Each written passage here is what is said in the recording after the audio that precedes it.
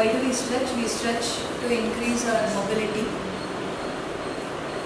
to be able to move better, and then to improve our muscle mechanics, to be able to stretch better, to contract better, to use our body better. So that's the purpose of stretching. Definition and goal of stretching: stretches in specific positions sustained to increase and maintain the length of a muscle or muscle groups. So certain postures that we take and hold it in that position for some time to increase the length of muscles or muscle fibers. So that is what is meant by a stretch. You come into certain posture, you stay in that posture for some time, and then you allow the muscle or the muscle groups to lengthen. So that is what is defined as stretching. Not only does it lengthen the muscles, it also lengthens tendons.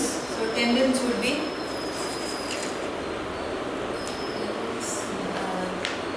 the fiber. Yes.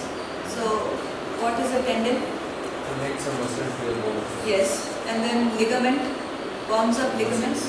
Ligament is attachment of bone to bone, a tissue which attaches one bone to the other. It's a fairly firm tissue, and the ligament helps to give stability between two bones. So in a ligament tear, let's say a ligament tear happens between two bones, does it heal naturally if you just rest, or do you need to? Yeah, ligament tears generally will heal on their own. Okay. Even many of the bone fractures, they take a call whether to repair it or not. So even minor bone fractures, crack and all that, hairline fractures and all that, they usually left alone to heal. Same with the ligament tear. Other than the ACL. Soft tissues generally will heal on their own. If a bone can heal, similarly the ligament also will generally heal on its own. You don't have to intervene. Probably you can give painkillers. Yeah.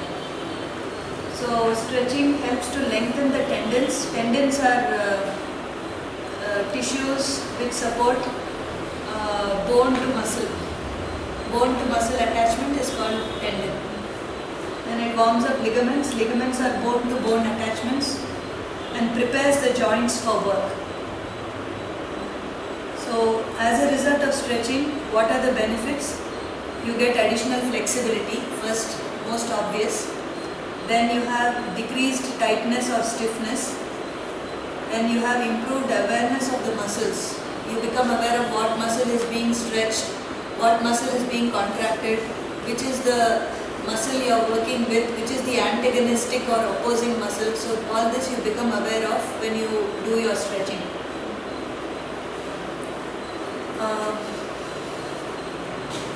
Also you are able to coordinate and move intelligently in daily life. Okay? Body-mind coordination, limb coordination, arms and legs, all that increases. And so therefore probably your mental activity also improves. Then enhanced circulation. So obviously when you stretch, blood vessels, blood flow increases. So circulation improves. And not only does blood flow increase and improve, but also the toxins which are produced as a result of your workout or stretching, that will be eliminated faster also. It is very important for the toxins which are poisonous or harmful to the body, the toxins must be thrown out. So stretching helps to increase your output also of the toxins. What are the toxins that are produced? Lactic acid as a result of heavy workouts, anaerobic exercise. Then you have carbon dioxide, nitrogen and other metabolites. What are cellular metabolites? So you know that each cell of the body respires. So when it respires, it also gives out some waste products. So whatever waste products that each cell gives out, that is called your cellular metabolite. So these are all ejected by the body easily. And then you have reduced pressure on the joint cartilage and spinal discs. So when you stretch your muscles, the pressure on the joints reduces. Therefore, injury to the joints also will reduce. Knee injuries, back pain, all that will reduce by practicing regular stretching of the muscles. So therefore, you can even reduce or prolong your chances for arthritis. You can delay it, or you can completely avoid it. And then reduces inflammation and pain of joints. Okay, swelling of joints will reduce, and then less stress on the nervous system. Why less stress on nervous system? Because your muscles engage automatically. Okay.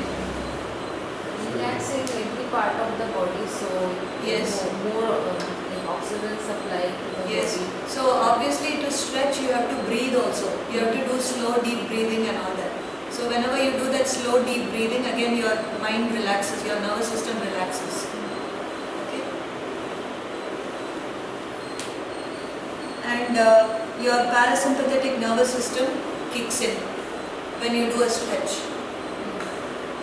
Okay. So when the muscles stretch, it gives a signal to the nervous system to relax.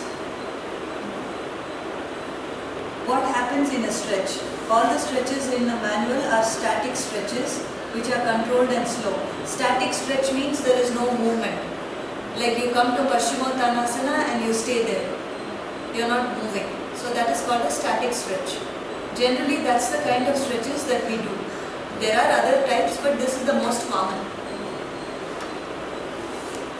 In a static stretch, as you stretch a muscle in a slow and gentle fashion, you increase the tension.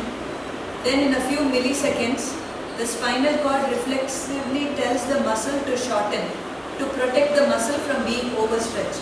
So first when you start doing the stretch, within less than a second, the signal is sent to the brain or the spinal cord saying that this muscle is being stretched, so stop it, otherwise it will stretch too much. So that is the first signal that is sent. Then what happens?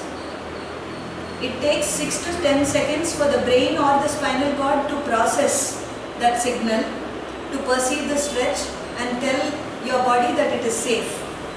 So that's why you hold a stretch for that 10 seconds.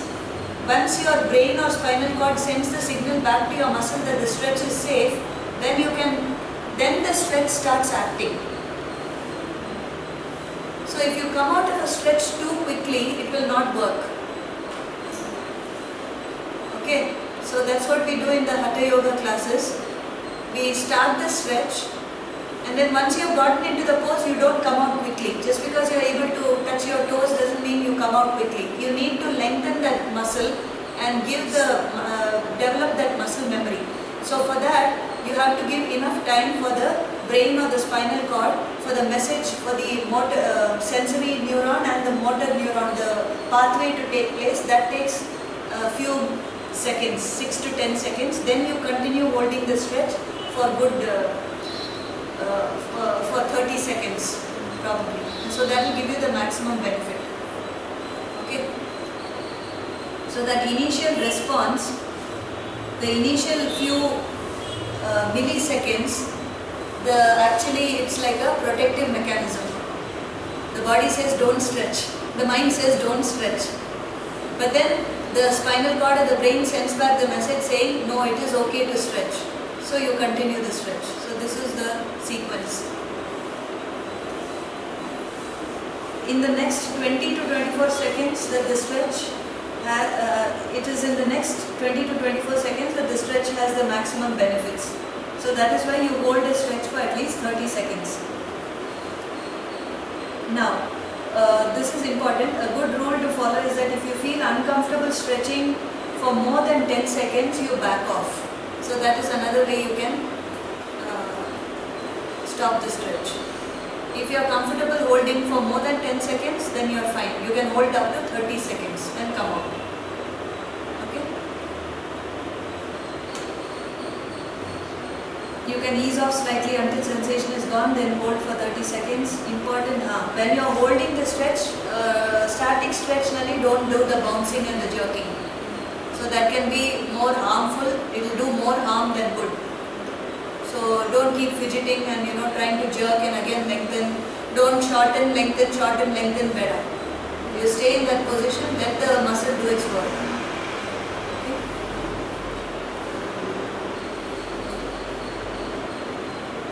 Why do you not do all this? Because it may actually cause nerve damage and muscle fiber tearing. So you avoid doing the bounce. Then when should you stretch? So ideally you do a stretch when the body is warm. So don't do it on a cold body. But warm up with a stretching. No, you warm up with a few dynamic movements. Cat and cow and leg swings and all that, gentle leg swinging. Then you do up and down, back bend, forward bend, half forward bend like we did today. So gentle movements, progressive, like a small sequence. So those are your warm-ups. You cannot lengthen your hamstring right at the beginning of the class. I mean, some people can, but for the general population, it takes a long time. So once you do your Surya Namaskar, even Surya Namaskars are considered warm-ups. So once you do all that, then your body muscles are primed for stretching. And why is it important to warm up before stretch? You need the muscles need the blood flow. So the blood flow carrying important minerals such as calcium and magnesium throughout the tissues before you begin to stretch. Optimum muscular reaction is also the key. Muscular relaxation is the key to effective stretching. So he recommends bathing. Take a hot bath and then do your stretch. So that can also be a way of building up the warmth and heat. But taking bath just after yoga is they say half an hour after, not immediately after this thing. Okay, muscles are still active and... Yeah, you just give time for everything, for the memory of the stretches and all that to soak in, and then let the body cool down on its own. That's the thing, let the body cool down on its own, and then you don't again shock it by putting hot water. Yeah, you take cold water. Yes, cold water or tepid water, whatever, depending on the outside temperature. And then any areas which are sore the next day, you can put hot water over those areas. It will help. Sore areas. So I read that when you wake up, it's good to stretch generally. But another also I read that we have like this young energy in the morning, so it's better to do intensive training, like wake up body and do some jumping, And some people saying that no, better after sleep stretch because muscles, your body is longer. See, first of all, it depends on your body makeup, how you are made up. So if you like an intense workout in the morning, first thing, make sure your warm-up is good. I have read that in the morning, if your intention is to lose weight and if your intention is to get lean muscles, that's if you should work out in the morning. Evenings is usually for strength because you've already had the calories. You have the energy to push yourself a little bit more. See, depends on what you intend in a particular day. Flexibility generally is better later in the day. Because you have walked around, you have done work, you have lifted the objects, you have done some work, everything, your body is, usually when you wake up the body is stiff, right? But I feel in terms of yoga especially during the lockdown and everything, doing morning yoga has worked for me mentally a lot. You put that first thing in, because half the problem is, or half the challenge is the mind. If you put it off till evening, likelihood is that you will not do it. And it has happened to me, each person is different, okay. It has happened to me many times over 1 year. I tell myself, okay, evening I'm very flexible, I will do my workout in the evening. More than 50% of the time I've cancelled it. There's a book called 5 AM Club which I'm saying. See, you do your yoga, just do it like you do your brushing your teeth, your toilet and your coffee. Do it in the morning, less chances of your mind getting distracted. What you can do is, you can do your morning intense workout. Don't worry if you are not able to do a good flexibility thing. You can do your flexibility in the evening. You will get good stretches and all that. And that you don't have to do 2 hours morning, evening and all that. You do your whatever 1 hour in the morning or 45 minutes. Evening maybe just 20 minutes, 15 minutes of good quality stretches. That will be nice. But there are people who are naturally, if you are naturally flexible, you can get up in the morning and do Padangusthasana and Hanumanasana. Why not? That is the best time actually. Mind is pure, full night's sleep, there is no clutter in the mind.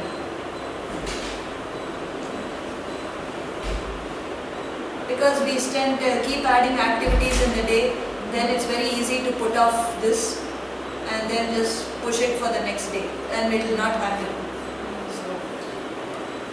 It's hard to motivate in summer to work out in the morning. It's too hot. It is very hot. It's about Don't the go very habit, hard on not yourself. I know the motivation. challenges. You start sweating just by doing warm up. I know, but go easy on yourself. It's okay to do Shashankasana, do table pose, but do some basic sequence. Yeah. And help your body by opening the windows and getting some air circulation. So Right. weather changes will be there. So Yeah. we'll have to. I feel like I can go harder and I can work out more in winter. Like I can push my body more in winter because my body warms up and it works well with the cold weather. But in summers it's a little harder to push yourself, especially when you're slipping, sliding, and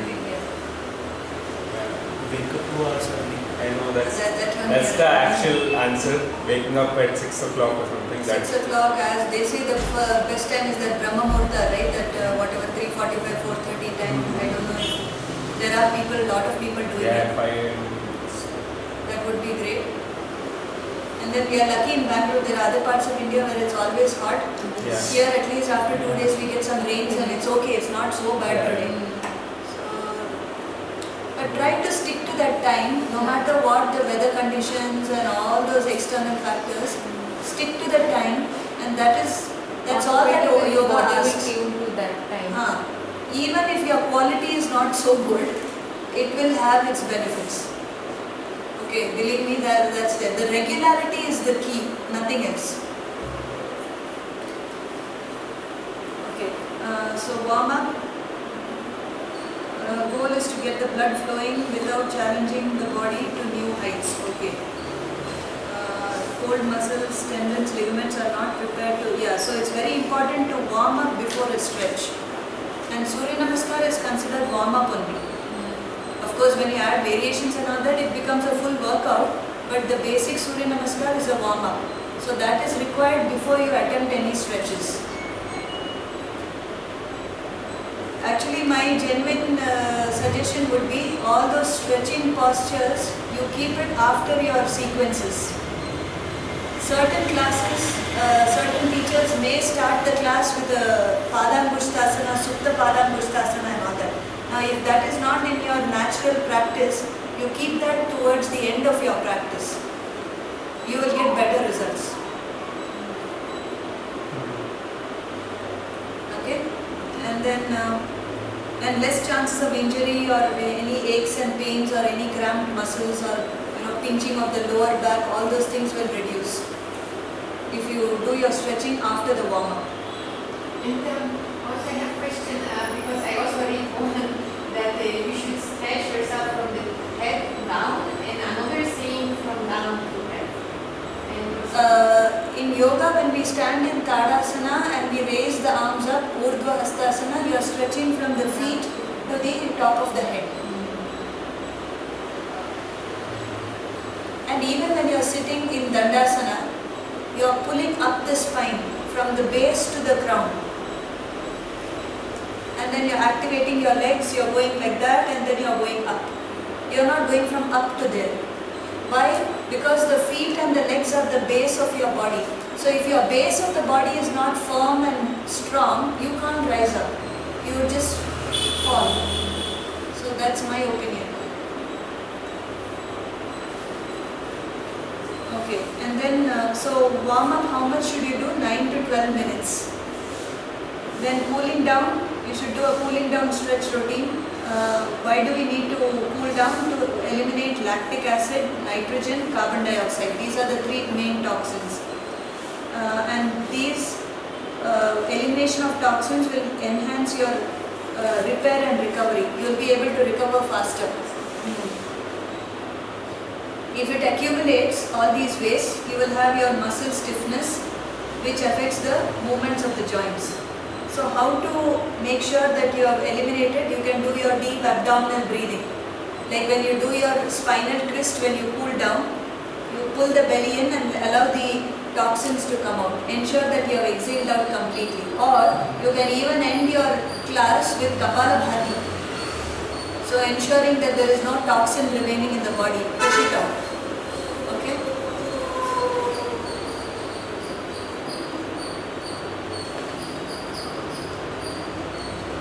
So for example, if you exercise for 60 minutes, you will need 3 to 9 minutes of cooling down. I would say 9 minutes. 3 is probably a little less. When a muscle is relaxed, it requires less fuel. When a muscle is held in one position without moving, now this static stretch he is talking about, in a static stretch, muscle demands fuel, but it is not getting as much fuel as it requires. So for example, construction workers, they lift heavy bricks or heavy objects and they have to hold it on their shoulders. So the muscles need energy and oxygen and all that, but they are not getting enough of it. Okay, so this causes fatigue to the muscle when it doesn't get enough fuel. So this condition is called static muscle loading. Reduced blood flow means less oxygen or fuel supply to the muscle. As a result, so this is an example where fatigue can set in an occupational hazard, they call it. So construction workers or these ladies who carry these, cement and all that on their head, or even people who carry pots of water and they walk long distances. So there's actually not much muscle, no movement is taking place, but lot of muscle demand is there for oxygen and energy, which it is not getting. So this leads to aches and pains. So this is called static muscle loading. It is not good, right? Like static. It's not good. It's an occupational hazard. So metabolic, what happens is not only is there less oxygen, but the waste products are accumulated and they do not get eliminated. So it leads to headaches, shoulder stiffness, low back pain. These are the, if it is repetitive, stationary jobs. If you exercise 3 times a week for an hour each time, you would warm up with 10 minutes of stretching and cool down for 5 minutes. So total of 15 minutes. So you can say about actually 10 to 12 minutes, even 15 minutes of warm up, and about 10 minutes or 12 minutes of cool down is perfectly okay, depending on the intensity of your workout.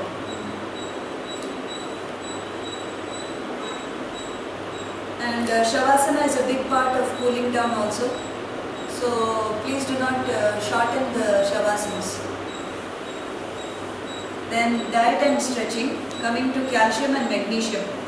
So calcium helps in the fracture of muscle fibers known as cross bridges to work optimally. These cross bridge links 2 muscle fibers together and creates a shortening. So calcium is basically required for contracting the muscles. Okay, so between 2 muscle fibers there are cross linkages. When the muscle has to contract, these cross linkages will be broken and the muscle fibers will come closer to each other, causing a contraction. So for this breakage of cross linkages between muscle fibers, calcium is required. Once the links are broken, the muscle fibers come closer and there is a contraction. So calcium is essential for doing your bicep curls. Okay. So calcium helps the nerves and muscles to communicate. So here itself you know, right, when nerves and muscles are communicating, the nervous system is involved here. So it is not just a body or a physical activity that you are doing. Constantly the nervous system is communicating with the muscular system. Yeah, musculoskeletal system.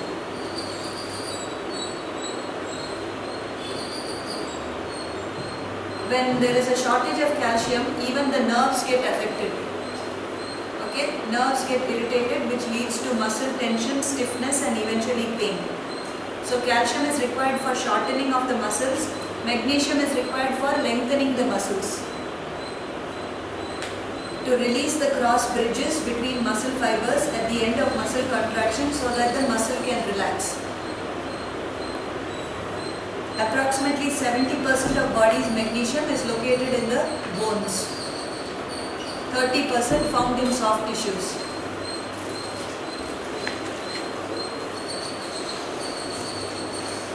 So if there is a deficiency of magnesium, the muscles will not relax enough. Yeah. And if it doesn't relax enough, the body will experience stiffness, knots, soreness, what they call cramping. All that will happen if magnesium is insufficient. What is magnesium rich foods? Any? I think it's your almonds. Almonds. Yeah, I think. Calcium, you know, milk products, all that. Egg. Magnesium, I think also found in leafy vegetables. Spinach. Yeah, leafy vegetables, I think is in magnesium. So, does magnesium come under the minerals? Yeah. Zinc, magnesium, potassium. You have the basic food groups, right? Carbohydrates, proteins, fats. Then you have vitamins and minerals. So calcium and magnesium. Calcium and magnesium comes under minerals. Yes. Vitamins may you have two categories, water soluble and fat soluble vitamins. Water soluble vitamins are B and C vitamins, B complex and C vitamins. Fat soluble are A, D, E and K. Yeah. So these are your basic how you categorize nutrition. Right.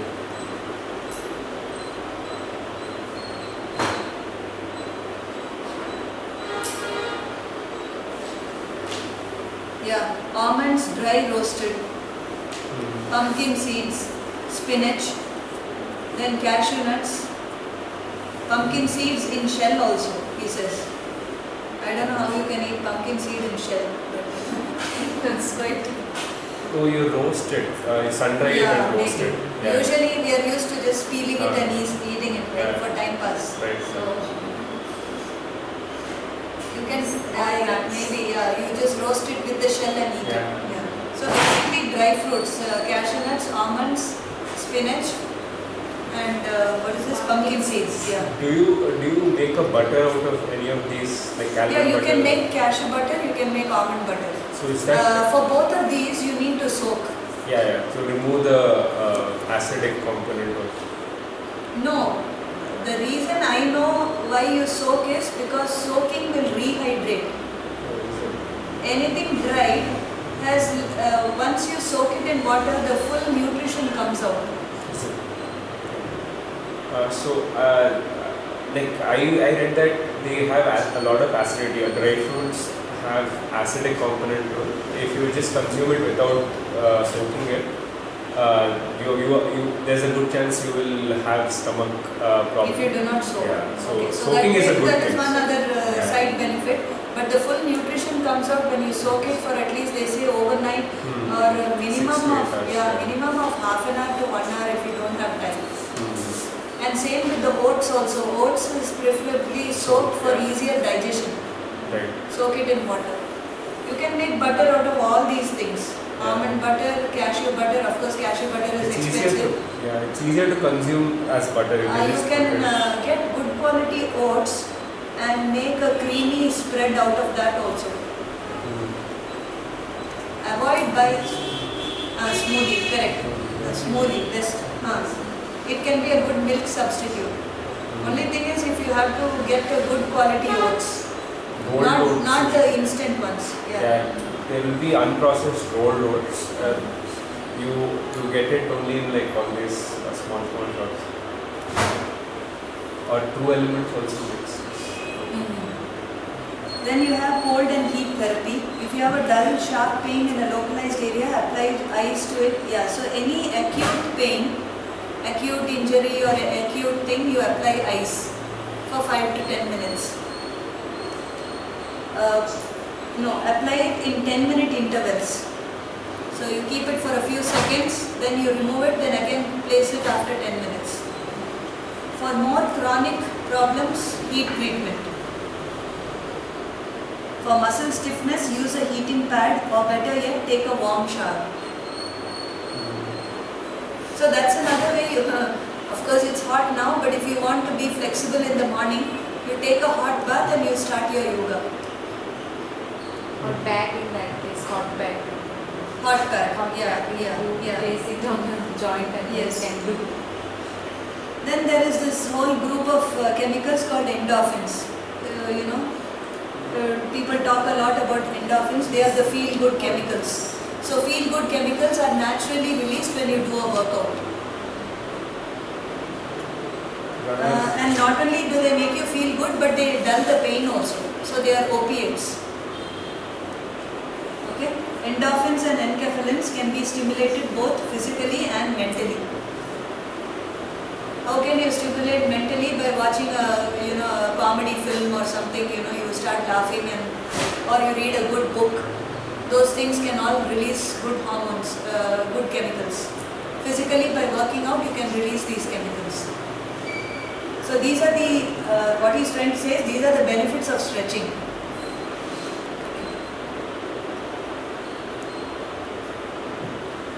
The gate theory of pain.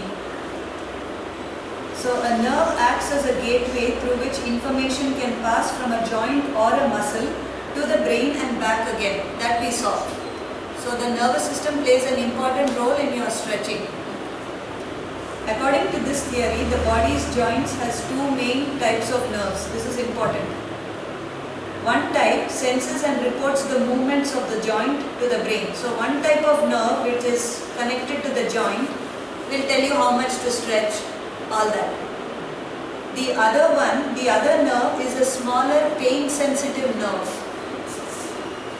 So which sends signals, pain signals to and from the muscle or joint to the brain or the spinal cord. And unfortunately or fortunately, we have less of these pain sensitive nerves than the first type. So we have to be a little mindful of how much to stretch, all that, because pain will not show up very quickly. Okay?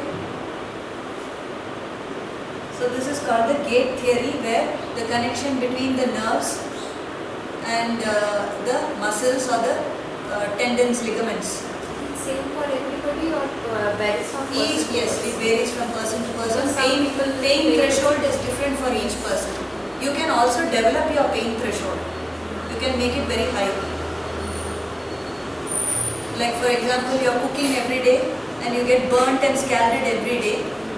That is a common example. So you notice that after a few months of cooking, you are able to lift a hot vessel and keep it on the counter without using a pair of tongs. So your pain threshold increases. Okay. 6 rules to stretching, very simple, but they are all important. Important to warm up, to increase the blood flow to the tissues. Then important to be gentle, that is also important. Then hold for 30 seconds. Then breathe, very important to supply oxygen. Then do not bounce. And very important is to do both sides. Please do not do 3 times stretch on right side and 2 times on the left. Though it is so uncomfortable to do it on the second side or your non-preferred side, it is equally important to do it as many times on the other side.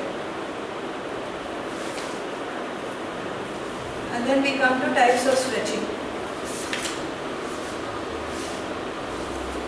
So this is another segment of the same chapter. Okay.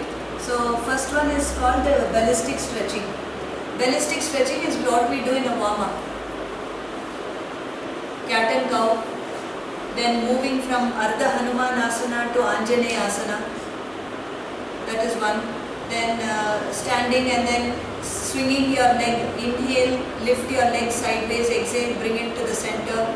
So doing gentle leg swings. It It can be even with wall support. Then what else? Inhale, taking your arms up, exhale, fold forward, inhale, halfway up, exhale, fold. So these are all examples of ballistic stretching.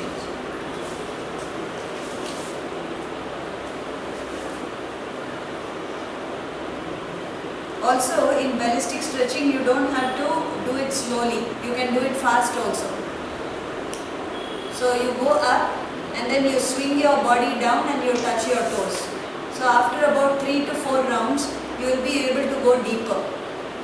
It's upward to downward, this is also ballistic. Yes, if you do it little faster, not at the speed that we do it generally here. If you do faster, just go up, then suddenly bring your hands down without jerking. That's what I'm trying to say. So avoid jerks even if you are doing it fast. And then after about 3 to 4 rounds, you will be able to go and get your hands beneath your feet. So you will, what is called, you will get your maximum range of motion through ballistic stretching. So it uses the moment. So momentum is used here. Momentum means what? Speed. Speed and repetition. You will get to your deepest stretch. Even doing sit-ups, no? You lie down, then you come up and touch your toes. You do that 10 times. After 6 to 7 rounds, you will be able to go below your feet. Yeah. So that is another example. Squats can also be ballistic. Going standing up, then bending the knees, sitting. Each time you will be able to go a little lower. Jump squats. Jump squats, all that. So these are all examples of ballistic stretching. Next you have dynamic stretching. That is what we did, we do in class. Cat and cow, then Ardha Hanumanasana to Anjaneyasana. So these are all dynamic stretches. Take you gently to the limits of your range of motion. So the key word is gentle and force. So in the first one, ballistic, there is a little amount of force. Speed is there, momentum is there. Dynamic means the speed is not there and the movement is gentle also. Yet you get results. Ballistic stretches involve trying to force a part of the body beyond its range of motion. In dynamic stretches, there are no bouncy or jerky movements. An example of dynamic stretching would be slow controlled leg swings, arm swings or torso twist. Okay. Now the third type would be the passive stretching. Passive stretching is when you use an object to help you to stretch. So like a yoga belt, or you can use a wall, or even another person you can lift your leg, the other person will hold the leg in place and then you will lower it down, then again, so there is some kind of resistance which will help you to stretch better. So that is called a passive stretching. For example, bringing your leg up high and holding it there with your hand. Then slow relaxed stretching is useful in relieving spasms of the muscles that are healing after injury. So passive stretch is good for healing. Relaxed stretching is also good, and you can use it for healing, you can use it for cooling down also. Passive stretch. Then you have static stretch. Static stretch means you come to the full stretch and you stay there. So after you do your warm up and everything, then you do your Janu Shirshasana or Paschimottanasana. You do a full maximum stretch because you are warmed up and you stay there. So you stay there without moving, that is called a static stretch. Passive stretching is a technique in which you are relaxed and make no contribution to the range of motion. Instead, an external force is created by an outside agent, either manually or mechanically. Okay, so you have, what is that? The first one is your ballistic. Ballistic, where there is momentum, there is some force, and you go to your maximum ROM. Then you have dynamic, slow and controlled and gentle, where also you can achieve good stretch. Then number 3 is passive stretching. Passive stretching which you can use when you are recovering after an injury or when you are cooling down. And number 4 is your static stretch. Static is not the same as passive. Static is actually an active stretch which you do after a full warm-up. So this ballistic one is for warm-up. Yes, you can use for warm-up. Yes.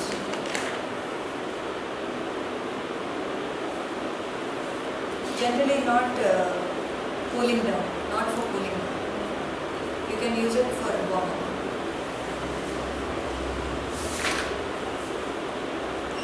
And for example of dynamic stretching, you can do lunging, then straighten the leg, then lunge, then straighten leg.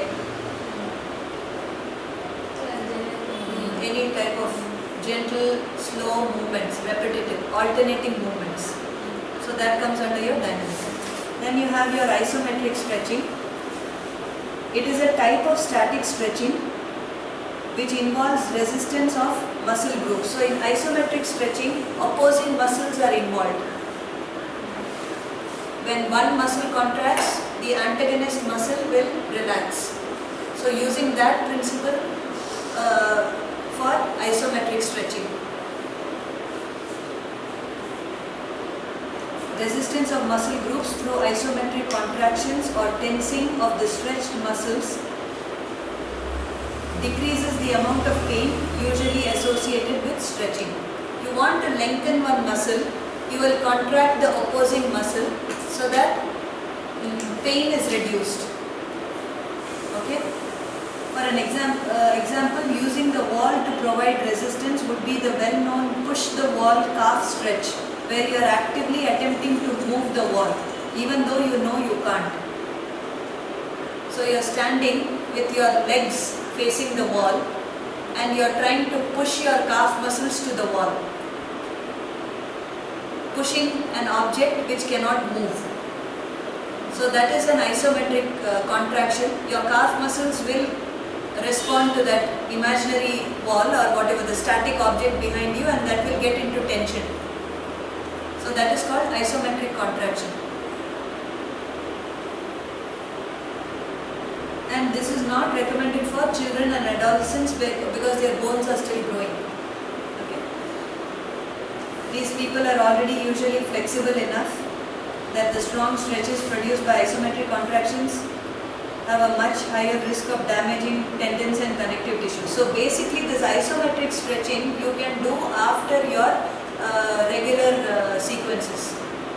If you want to go very deep into a posture, if you want to really stretch your hamstrings, then you can go to the wall and use that after you have done everything else. Okay. How isometric stretching works? During an isometric contraction, some of the resting fibers are being pulled up from both ends by muscles that are contracting. The result is some of those resting fibers stretch. So you have a muscle group that is contracting. Some other muscles are not working. They are called resting muscles. But by the contraction of these active muscles, the resting muscle fibers get pulled up at both ends. So this is the principle behind isometric stretching. Then you have something called the PNF stretching. Okay, PNF stretching, you have different categories of PNF. And this is currently the most fastest and most effective way to increase static passive flexibility. PNF is an acronym for proprioceptive neuromuscular facilitation. Okay, so the fifth category, I think this is 1, 2, 3, 4, 5. Sixth category is PNF stretching. I think isometric and PNF are part of Yeah. Are part of static. 1, 2, 3. Okay, I have written in my tabular column as separate. Passive. Okay, under passive he is saying you have A, isometric, B is PNF. So basic three types are there. ballistic, dynamic and passive.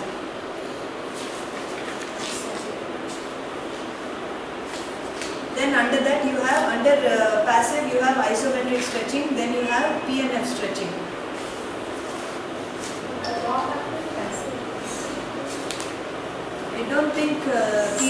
I don't think PNF is passive though. So both are under static. Static. Yeah, there is 4 is missing in our. 4 is not written there. 5 is here, top of the page. Yeah. 4, correct. So under 4, static stretching, yeah, that makes sense. So under static stretching, is a type of active stretch only, even though there is no movement. So under that you have isometric, yeah, and then you have number 2 is the PNF stretching.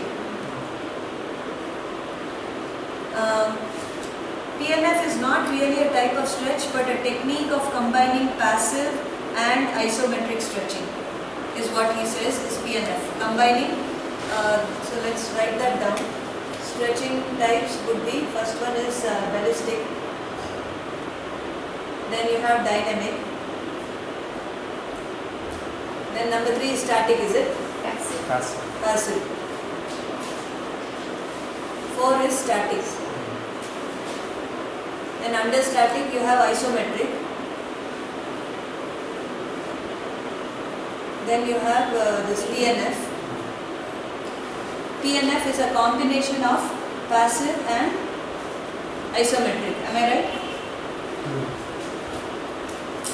Static and passive.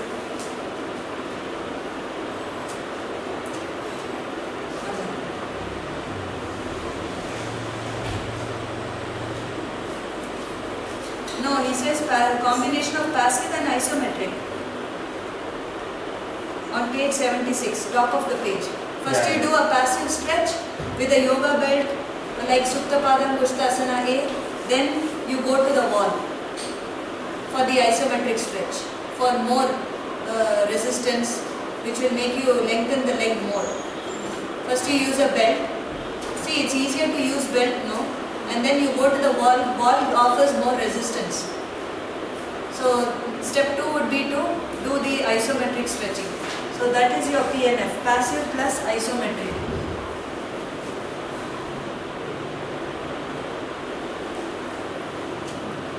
Is PNF.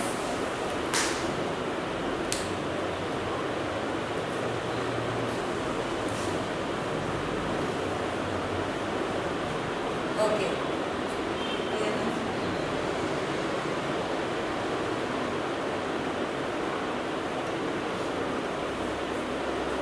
Then you have this technique called contract relax. Okay. After assuming an initial passive stretch, the muscle being stretched is isometrically contracted for 7 to 15 seconds, after which the muscle is briefly relaxed for 2 to 3 seconds, then immediately subjected to a passive stretch which stretches the muscle even further than the initial passive stretch. This final passive stretch is held for 10 to 15 seconds. So this technique called contract relax, first you do a passive stretch, then you do an isometric contraction. Then again you use the belt to pull the leg closer to your body and you hold that for another 10 to 15 seconds. Passive, isometric, again passive. The muscle is then relaxed for 20 seconds before performing. So this technique, after you do one round of this, you wait for 20 seconds, then you do a second round of this. So this technique is called the contract relax technique. Okay? First you use belt, you lengthen the leg, then you go to the wall, keep your leg up against the wall and try to push the wall with your leg. Then again you bring the belt back, pull the leg closer to your chest. Okay? So this is this technique called contract relax. Then you have another technique called hold relax contract. This technique is also called contract relax contract and the contract relax antagonist contract, CRAC. 2 isometric contractions first of the agonist and then of the antagonist. The first part is similar to the hold relax, where after assuming an initial passive stretch, the stretched muscle is isometrically contracted for 7 to 15. Okay, then the muscle is relaxed while its antagonist immediately performs an isometric contraction for 7 to 15. So in this next technique, which is called hold relax contract, you are targeting opposing muscles. That's all that he is saying. It's very similar to the previous one, but you are adding one more muscle to the equation. You use the belt, you pull the leg towards your body, and you are focusing only on the back of the thigh. So after you do the belt, then you go to the wall, you push your thigh against the wall. Then you come back to the belt, again you pull the leg towards you and you hold that for 15 seconds. Now while you are doing that, this back of the leg will relax, but you have to now start contracting this, the front of the leg. Actively you have to contract that. So while the back of leg is relaxing, the front of leg is working. And that you have to engage it consciously. Okay? So then the muscle is relaxed while its antagonist immediately performs an isometric contraction that is held for 7 to 15 seconds. Then the muscles are relaxed for 20 seconds before doing another round of this.